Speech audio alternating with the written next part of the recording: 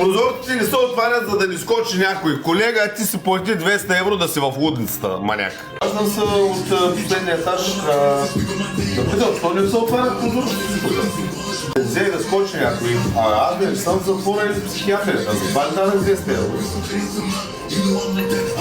Аз искам да отворя и да гледам гледката си, колко взех този апартамент. Ще седя затворя в катакомба, без тераса и без отваряне на прозорците. Не, няма тераси, ма никой не ми е казал, че прозорците ще са затворени и все едно аз съм в затвор. В някои хотели няма и прозорци. Не станахме много големи европейци, ние сме в Япония. Искаш да кажеш, хотел съм без прозорец, ще гледам тук, ще съм скрит в Skynet. Ключ няма, аз виждам, че има ключ, един прозорец поне трябва да отворя. Не бе, на мен бе горещо, аз съм ядкам, аз съм инфлуенсър, дошъл съм тук да се снимам стрим. Няма да скачам през терасата.